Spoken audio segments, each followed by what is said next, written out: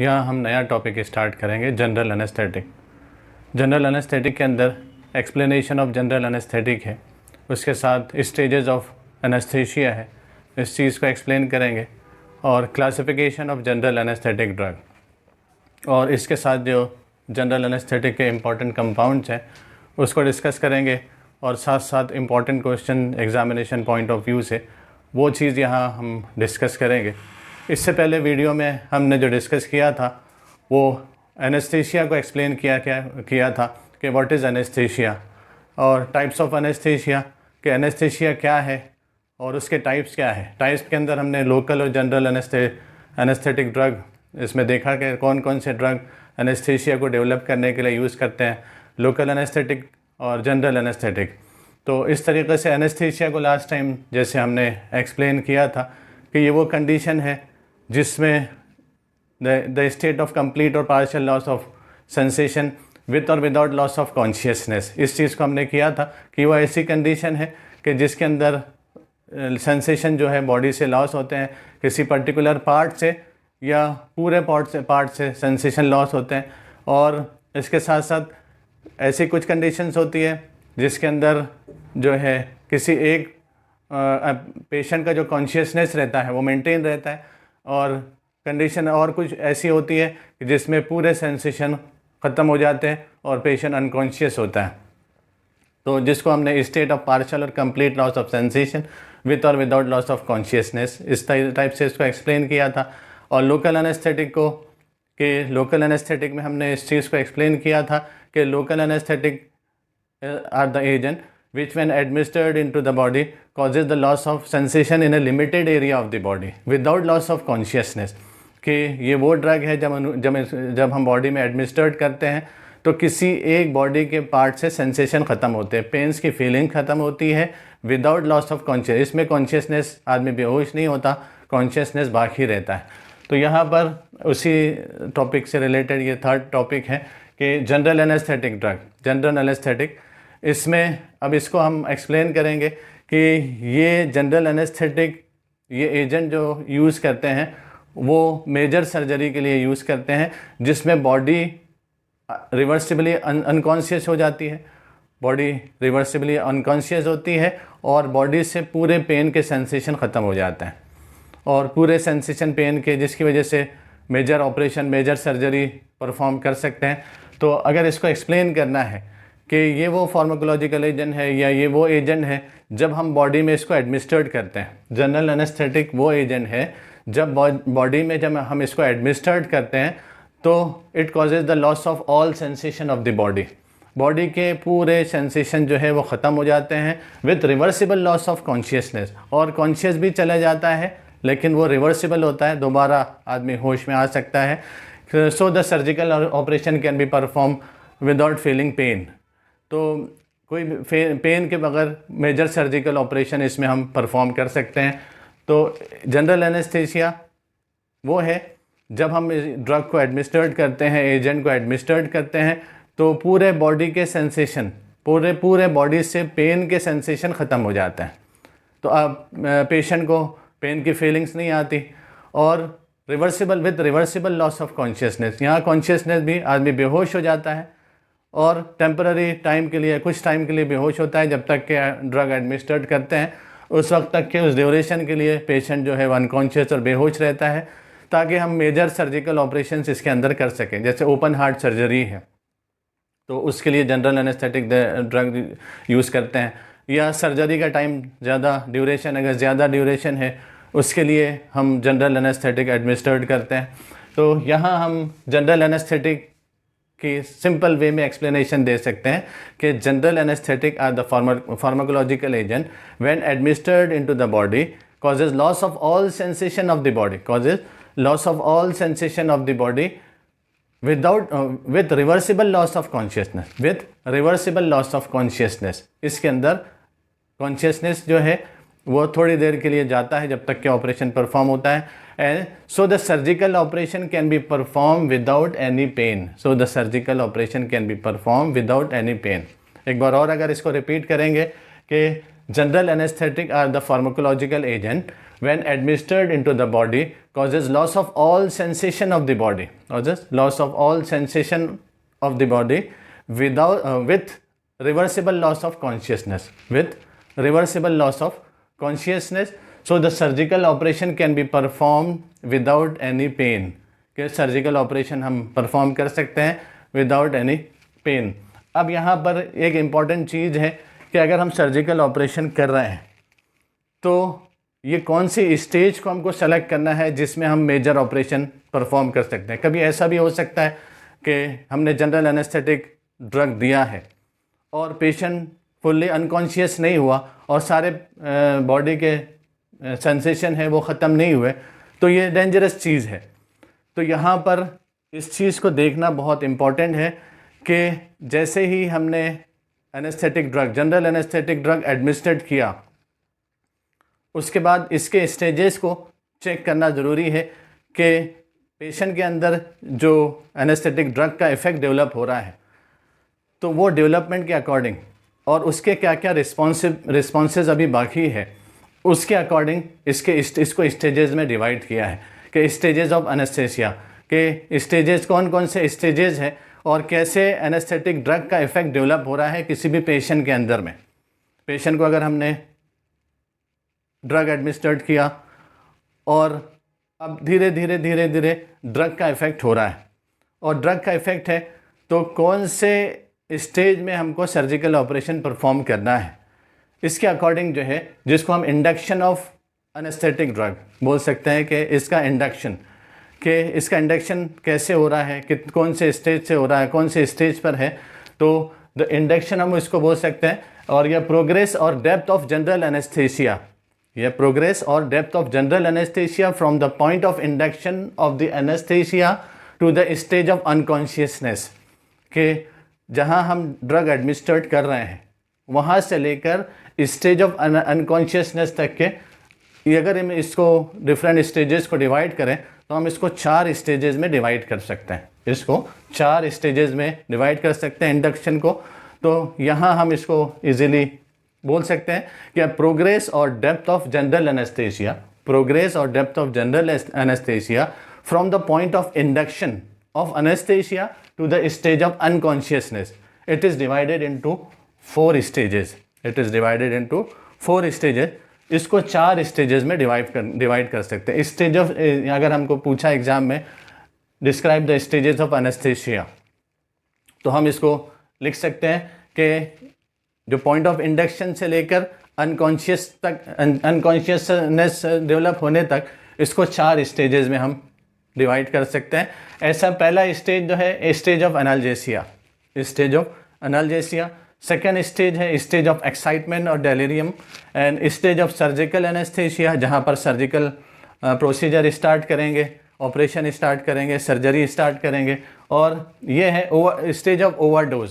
यहाँ हम इसको बोल सकते हैं कि ये जो स्टेज है ये स्टेज ऑफ ओवरडोज है कि यहाँ अगर ड्रग ज़्यादा हो गई तो ये इस स्टेज ऑफ सर्जिकल एनेस्थेसिया को क्रॉस करके ये ऐसी स्टेज है कि यहाँ इससे ज़्यादा आगे ये स्टेज पर नहीं आना चाहिए पेशेंट ने.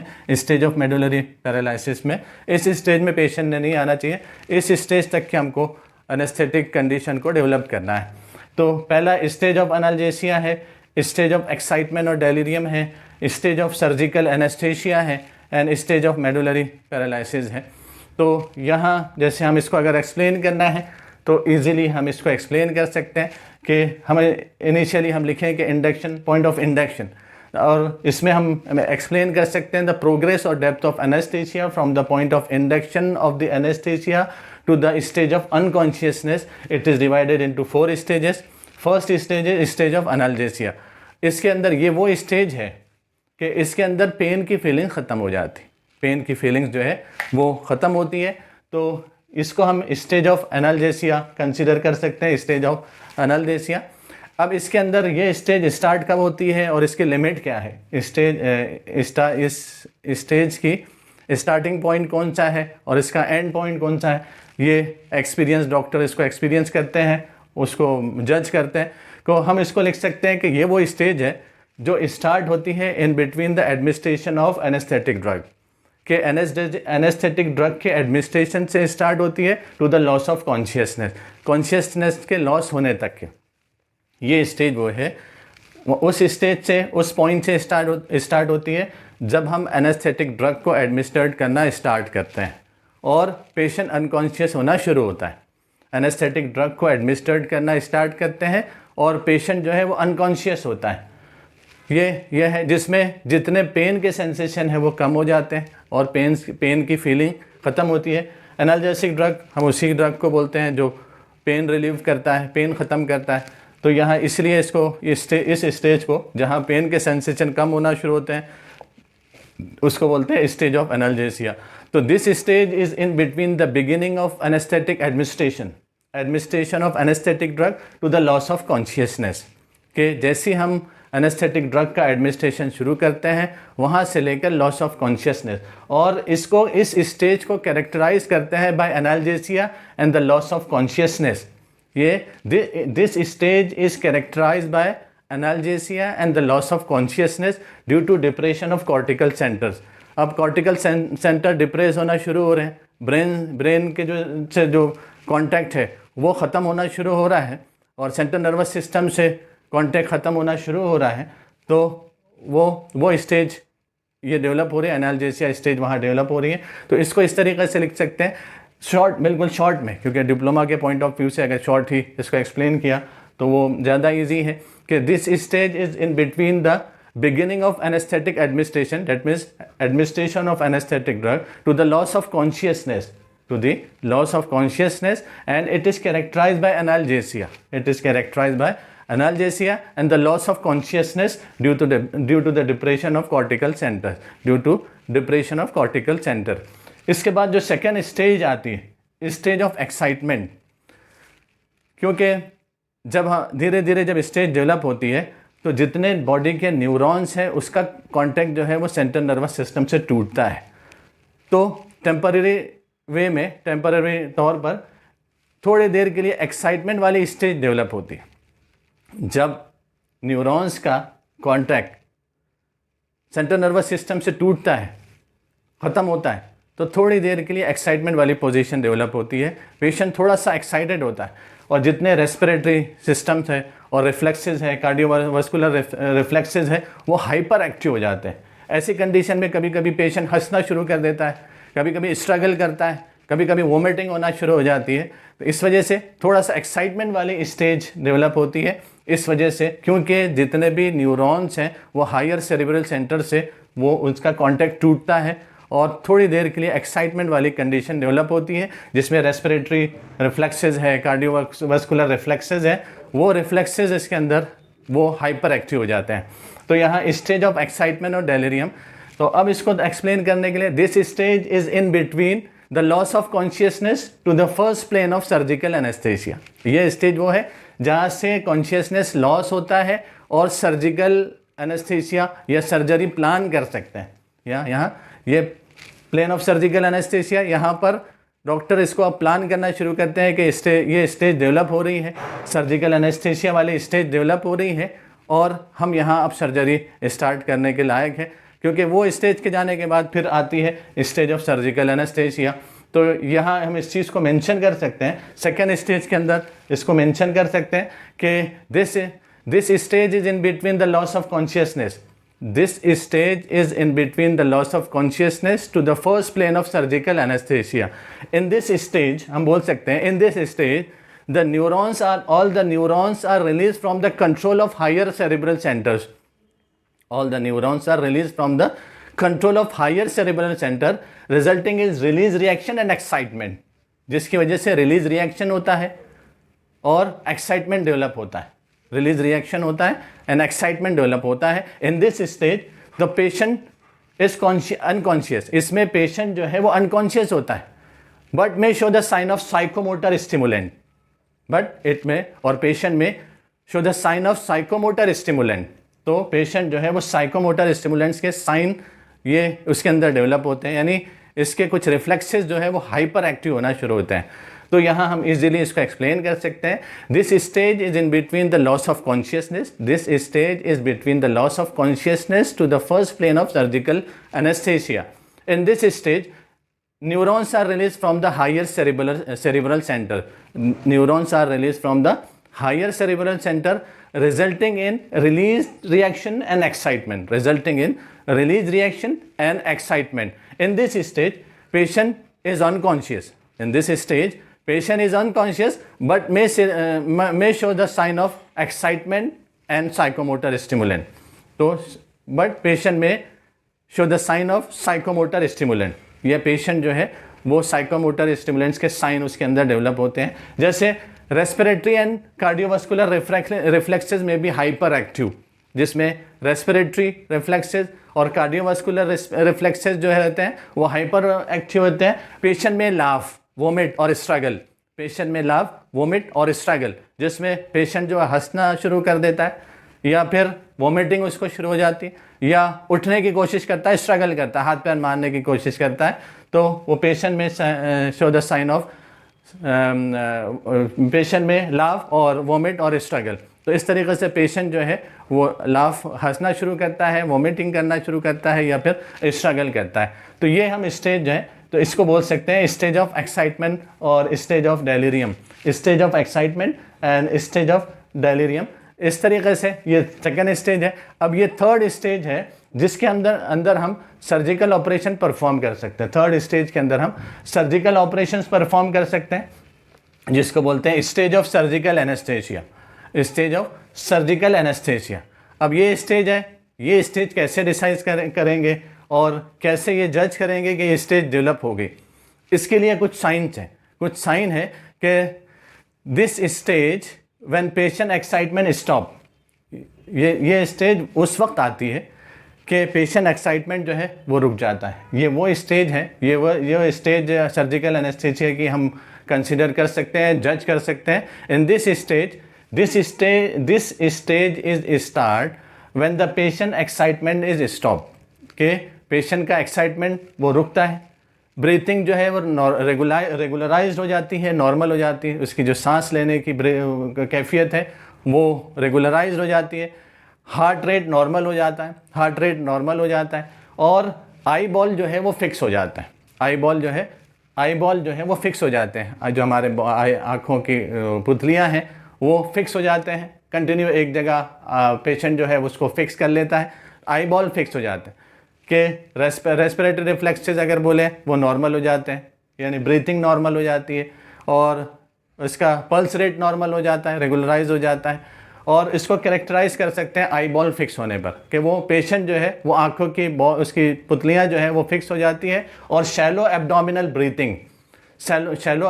ब्रीथिंग जो ब्रीथिंग होती है, अगर किसी पेशेंट को अगर भूख लगी है और जैसे अंदर की तरफ जो पेट दबता है तो उसको शैलो एब्डोमिनल ब्रीथिंग बोलते हैं, तो वो ब्रीथिंग स्टार्ट होती है। तो यहाँ हम इसको मेंशन लिख सकते हैं कि this stage start when patient excitement stop, breathing is regularised and it is characterised by fixed eyeball. इसको कैरेक्टराइज कर सकते हैं, इसको भी 4 स्टेजेस में चार प्लेन में डिवाइड किया है, लेकिन इन शॉर्ट हम इसको लिख सकते हैं it is characterised by fixed eyeball and shallow abdominal breathing, इस तरीके से। और this stage is suitable for this stage of surgical anaesthesia is suitable for performing major surgical operation. तो इस स्टेज के अंदर हम मेजर सर्जिकल ऑपरेशन जो है वो परफॉर्म कर सकते हैं। अब ये इसके बाद वाली जो स्टेज है कि एनेस्थेसिया में not pass beyond this stage, कि एनेस्थेसिया वाली कंडीशन इस स्टेज के आगे नहीं जाना चाहिए। एनेस्थेसिया अगर थोड़ा सा एक्सेस क्वांटिटी में हमने एनेस्थेटिक एजेंट एडमिनिस्ट्रेट कर दिया तो उससे क्या होगा कि स्टेज ऑफ सर्जिकल एनेस्थेसिया इसी स्टेज आगे चले जाएगी, तो एनेस्थेसिया ने इस स्टेज से आगे नहीं जाना चाहिए। एनेस्थेसिया में not pass beyond this limit. तो ये स्टेज जो है इसको हम in this stage it is a stage of overdose, हम बोल सकते हैं it is a stage of overdose. ये ओवरडोज की स्टेज है in which medullary centres are completely paralysed, जिसमें मेडुलरी सेंटर्स जो है वो कंप्लीटली पैरालाइज्ड हो जाते हैं। अब इसको कैसे कैरेक्टराइज करेंगे? It is characterise by stoppage of breathing, सांस रुक जाती है। Follow blood pressure to zero, blood pressure zero में आ जाता है। और cardiovascular collapse and death, cardiovascular collapse and death के कार्डियोवास्कुलर सिस्टम पूरा ख़त्म हो जाता है और पेशेंट की डेथ हो जाती है। तो इसलिए ये स्टेज ऑफ ओवरडोज हम बोल सकते हैं कि it is a stage of overdose in which medullary centers are completely paralyzed and it is characterized by stage of stoppage of breathing। इसको कैरेक्टराइज करते हैं स्टॉपेज ऑफ ब्रीथिंग से, follow blood pressure, cardiovascular collapse and death. इस तरीके से ये इसकी death हो सकती है। अब इसके ये स्टेजेस ऑफ एनेस्थेसिया हमने देखा शॉर्ट में कि इसमें डिप्लोमा पॉइंट ऑफ व्यू से इतना सफिशिएंट है कि अगर इतना भी हमने एक्सप्लेन कर दिया शॉर्ट में तो ये इजी है। अब इसके बाद इसका क्लासिफिकेशन देखेंगे कि classification of general anaesthetic drug, classification of general anaesthetic drug. तो जनरल एनेस्थेटिक ड्रग को दो ग्रुप में क्लासिफाई कर सकते हैं according to the route of administration. Route of administration के अकॉर्डिंग जनरल एनेस्थेटिक ड्रग को दो ग्रुप में क्लासिफाई कर सकते हैं। According to route of administration, general anesthetic can be classified into two main group. First is inhalatory or volatile anesthetic, inhalatory or volatile anesthetic, and second intravenous anesthetic। Second जो है वो intravenous anesthetic, दूसरा जो है वो intravenous anesthetic है। तो उसके रूट ऑफ एडमिनिस्ट्रेशन के अकॉर्डिंग जनरल एनेस्थेटिक को दो ग्रुप में क्लासीफाई कर सकते हैं। रूट ऑफ एडमिनिस्ट्रेशन के अकॉर्डिंग जनरल एनेस्थेटिक को दो ग्रुप में क्लासीफाई कर सकते हैं according to the route of administration. General anaesthetic drug can be classified into two main group.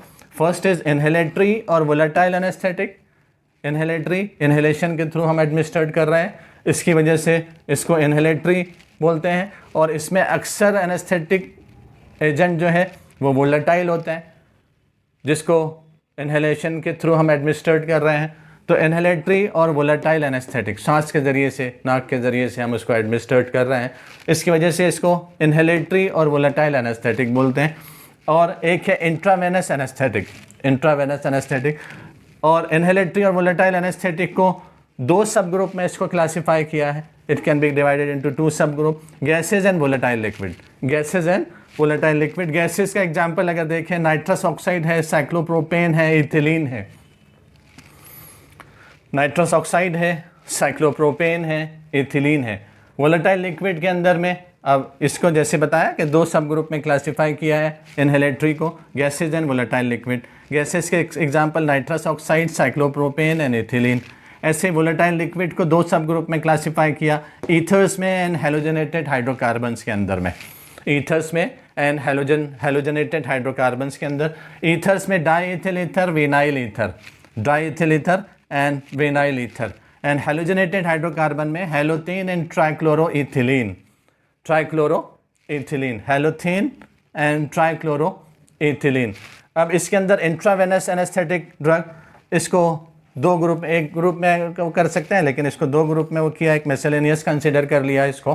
तो ultra short acting barbiturate, ultra short acting barbiturate, barbiturates हैं जिसका एक्शन जो है वो बिल्कुल वेरी शॉर्ट है, बहुत शॉर्ट ड्यूरेशन के लिए है, इसलिए इसको अल्ट्रा शॉर्ट एक्टिंग बारबिचुरेट। और ये सॉल्ट फॉर्म में, सोडियम सॉल्ट फॉर्म में इसको यूज़ कर रहे हैं। बेसिक कंपाउंड इसका थायोपेंटोन है, उसका सोडियम सॉल्ट है थायोपेंटल सोडियम, थायोपेंटल सोडियम। और दूसरा मीथोहेक्सिटोन है जिसका सोडियम सॉल्ट जो है मीथोहेक्सिटल सोडियम, इसका जो है मीथोहेक्सिटल सोडियम। थायोपेंटल सोडियम जो अल्ट्रा शॉर्ट एक्टिंग बारबिचुरेट में थायोपेंटल। लास्ट में मिसलेनियस एजेंट है जो हम केटामीन करके यूज़ कर सकते हैं। इसको दूसरे तरीके से भी क्लासिफाई कर सकते हैं। कभी कभी एग्ज़ाम में ये क्वेश्चन पूछता है, जो सिंपल क्वेश्चन है कि define and classify general anaesthetic with example. ये सिंपल वे में इस तरीके से इसको क्लासिफाई कर सकते हैं। इसके अलावा इसको इस तरीके से भी पूछता है, define and classify general anaesthetic by different methods. Different method के ज़रिए से इसको क्लासिफाई करें। एक तो मेथड हमने according to the route of administration देखा है इसका, जैसे इनहेलेटरी है, इंट्रावेनस है। इसको इसी सेम चीज़ को हम दूसरे तरीके से भी क्लासिफाई कर सकते हैं, जिसके अंदर state of the anaesthetic agent, state of the agent, उसके अकॉर्डिंग भी इसको क्लासीफाई कर सकते हैं कि किस कंडीशन में इसको हम एडमिनिस्ट्रेट कर रहे हैं। तो इसी को सेम जो क्लासिफिकेशन लिखा है थोड़ा सा मॉडिफाई करके इसको लिख सकते हैं। जैसे इसके अंदर पहला जो है इनहेलेटरी और वोलेटाइल एनेस्थेटिक है, तो ये गैसेस फॉर्म में भी है और लिक्विड वोलेटाइल लिक्विड है। तो इसी उसकी कंडीशन और स्टेट के अकॉर्डिंग इसको हम बोल सकते हैं कि gases anaesthetic and volatile liquid anesthetic and IV liquid intravenous liquid। तो इस तरीके से इसको इस तरीके से भी क्लासीफाई कर सकते हैं। गैसेज हैं, volatile liquid फॉर्म है, IV liquids हैं। तो सेम चीज़ सेम क्लासिफिकेशन रहेगा, लेकिन ये उसके स्टेट के अकॉर्डिंग होगा। तो पहला जो क्लासिफिकेशन हमने किया था उसके रूट ऑफ एडमिनिस्ट्रेशन के अकॉर्डिंग किया, और तो ये इम्पॉर्टेंट क्लासिफिकेशन है। अब इसके बाद हम कंपाउंड्स को डिस्कस करेंगे कि एक कंपाउंड्स में उसका स्ट्रक्चर है, केमिकल उसकी प्रॉपर्टीज़ हैं, यूजेज हैं। इस तरीके से हम कुछ कंपाउंड्स को डिस्कस कर सकते हैं। इसमें जो सबसे पहला कंपाउंड है ये साइक्लोप्रोपेन है। साइक्लोप्रोपेन है, साइक्लोप्रोपेन है। हम इस चीज़ को इजीली वो आइडेंटिफाई करते हैं और हमको ये मालूम है कि सिंपल प्रोपेन का स्ट्रक्चर CH3 CH2 CH3 ये प्रोपेन है, ये प्रोपेन का स्ट्रक्चर है। इसी स्ट्रक्चर को अगर साइकिल फॉर्म में कन्वर्ट कर देंगे, साइकिल फॉर्म में जैसे 3 कार्बन है, एक कार्बन ये है, एक कार्बन ये है, एक कार्बन ये है, तीनों को साइकिल फॉर्म में हमने अटैच कर दिया। यहाँ CH2 हो गया, CH2 हो गया, CH2, तो ये साइक्लोप्रोपेन हो गया। तो जिसको ट्राइमेथिलीन भी बोल सकते हैं, ट्राइमेथिलीन या साइक्लोप्रोपेन। तो ये स्ट्रक्चर साइक्लोप्रोपेन का इजीली हम ड्रॉ कर सकते हैं। अगर इसकी प्रॉपर्टी अगर हमने इसको देखा तो हम लिख सकते हैं कि ये क्योंकि गैस फॉर्म में होता है तो it is a colourless flammable gas, जल्दी से आग पकड़ लेती है और ये कलरलेस गैस है विथ कैरेक्टरिस्टिक ऑर्डर। इसका ऑर्डर जो है वो कैरेक्टरिस्टिक है विथ पंजन टेस्ट, टेस्ट जो है थोड़ा सा पंजन है। सप्लाइड इन द कंप्रेस्ड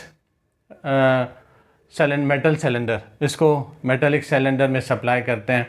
तो सिंपल वे में इसकी property, it is a colourless flammable gas with characteristic odour and pungent taste, supplied in compressed metallic cylinder, metallic cylinder में इसको सप्लाई करते हैं। और mixture of cyclopropane with oxygen और air at certain concentration, ये थोड़ा सा एक्सप्लोसिव होता है।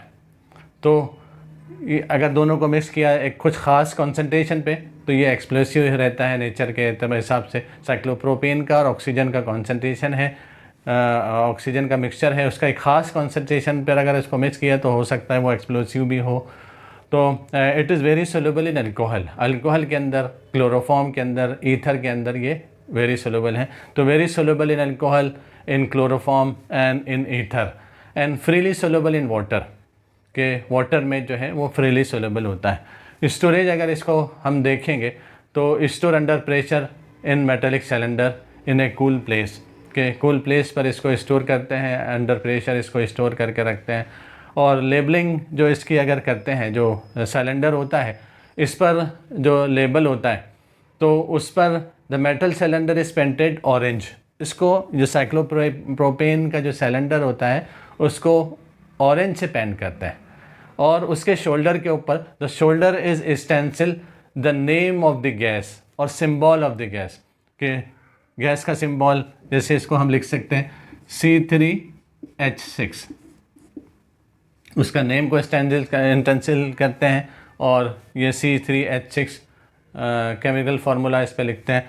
यूजेस में हम सिंपल यूजेस लिख सकते हैं कि इसको जनरल एनेस्थेटिक करके यूज़ किया है, तो जनरल एनेस्थेटिक ड्रग करके इसको यूज़ कर सकते हैं।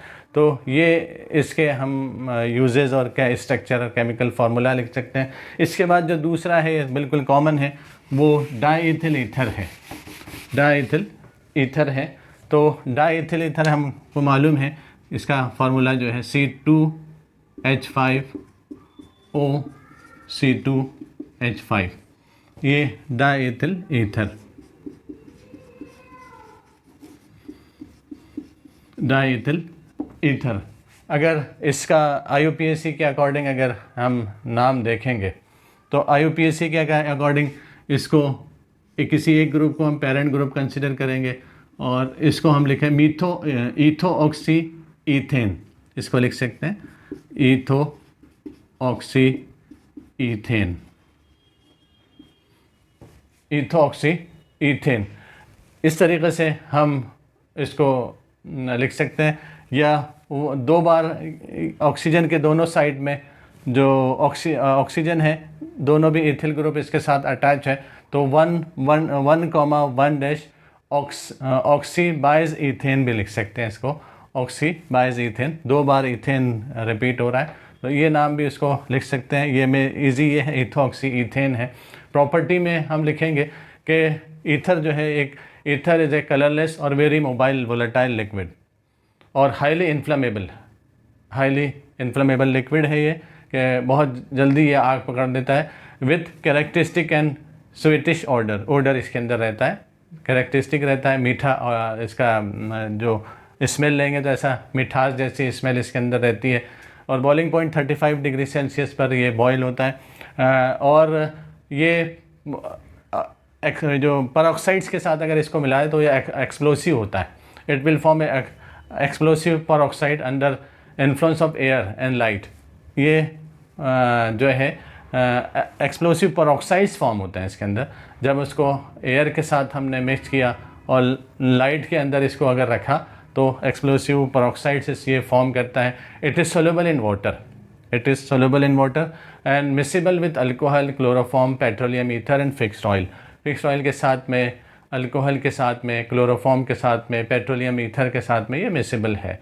और यूजेस के अंदर इसको देखेंगे कि it is general anaesthetic drug and administered by inhalation, कि ये जनरल एनेस्थेटिक ड्रग है जिसको इनहेल करते हैं। It also possesses analgesic and muscle relaxant property, इसके अंदर मसल रिलैक्सेंट प्रॉपर्टी भी होती है, एनाल्जेसिक प्रॉपर्टी भी होती है। As a general anaesthetic drug करके यूज़ कर सकते हैं और बाय एडमिनिस्टर्ड करते हैं बाय इनहेलेशन। और इसके अंदर एनाल्जेसिक, तो हम बोल सकते हैं it is use as a general anaesthetic drug administered by inhalation and it also possesses analgesic and muscle relaxant property। और it is also used as a solvent करके for wax, fat, oils, perfume, alkaloids and gums के लिए भी ये solvent करके इसको use कर सकते हैं।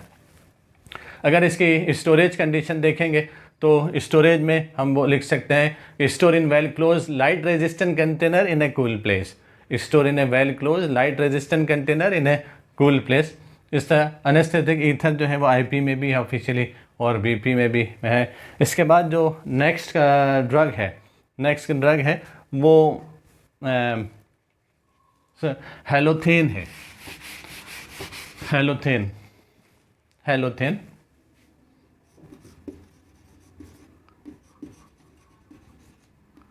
हेलोथेन है और इसका अगर केमिकल फॉर्म हेलोजनेटेड हाइड्रोकार्बन क्लासिफिकेशन के अंदर ये हमने देखा था, जो कैटेगरी है हेलोजनेटेड हाइड्रोकार्बन है। इसका स्ट्रक्चर हम इजीली ड्रॉ कर सकते हैं कि ये हाइड्रोकार्बन है, इसके एक कार्बन से 3 फ्लोरीन एटम अटैच है और एक जो है Cl है, 3 F है, एक Cl है, एक Br है। तो इस तरीके से डिफरेंट जो हेलोजेंस इसके साथ अटैच है। अगर इसको अलग से स्ट्रक्चर देखेंगे तो ये स्ट्रक्चर जो है ईथेन का स्ट्रक्चर है। ये स्ट्रक्चर CH3 यानी C2H6। अब इसमें इसको अगर हमने नंबरिंग किया 1 और 2, तो इसमें इसको नंबरिंग किया 1 और 2, तो फर्स्ट पोजीशन से 3 फ्लोरीन ग्रुप अटैच है, तो जिसको हम 1,1,1 ट्राईफ्लोरो लिख सकते हैं। 3 फ्लोरो ग्रुप है तो 1,1,1 ट्राईफ्लोरो है। सेकंड पोजीशन पे क्लोरो है और सेकंड पोजीशन पे ब्रोमो भी है। अल्फ़ाबेटिकल ऑर्डर में अगर अरेंज करेंगे तो ये हो जाएगा 2 ब्रोमो, फिर उसके बाद 2 क्लोरो, 2 ब्रोमो, 2 क्लोरो, 1,1,1 ट्राईफ्लोरो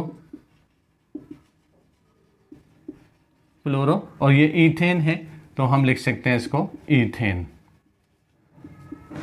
कभी कभी डायरेक्टली इसका केमिकल नेम पूछता है, 2 bromo, 2 chloro, 1,1,1 trifluoro ethane. Direct chemical name से draw the structure of drug having this chemical name, draw the structure of drug having this chemical name. तो easily इसका structure, ये halogenated hydrocarbon है जिसमें ethane है, ethane के दोनों carbon से डिफरेंट हेलोजन ग्रुप अटैच है, इस वजह से इसको बोला है कि हेलोजनेटेड हाइड्रोकार्बन। और इसको अगर इसकी प्रॉपर्टी में देखेंगे तो इसकी प्रॉपर्टी हम लिख सकते हैं, halothane is a clear, mobile, dense और non flammable, highly volatile liquid. ये नॉन फ्लेमेबल है और हाईली वोलेटाइल लिक्विड है, थोड़ा सा डेंस होता है, विस्कस टाइप से होता है। तो halothane is a clear, mobile, dense, non flammable, highly volatile liquid with characteristic odour. इसका जो ओडर रहता है वो कैरेक्टरिस्टिक होता है, स्वीटेस्ट होता है, और ओडर भी थोड़ा सा अनप्लीजेंट होता है। ओडर जो है अनप्लीजेंट होता है, जो 50 डिग्री सेल्सियस पर बॉयल होता है। और अगर इसकी सोलेबिलिटी देखेंगे तो slightly soluble in water, miscible with alcohol, water में soluble in water, miscible with alcohol, chloroform, ether, trichloroethylene, fixed and volatile oil, ये उसके साथ मिसिबल होता है। स्टोरेज अगर इसको देखेंगे तो store in air tight container in A cool place, temperature not exceeding 25 degree Celsius and protect from light, के 25 डिग्री सेल्सियस से ज़्यादा कंडीशन पे इसको स्टोर नहीं करना और कूल प्लेस पर इसको स्टोर करना है, लाइट से इसको प्रोटेक्ट करना है। यूजेस के अंदर इसको देखेंगे कि it is a volatile anaesthetic drug and administered by inhalation के थ्रू इसको एडमिनिस्टर्ड करते हैं। And it is also use as a refrigerant करके भी इसको यूज़ करते हैं।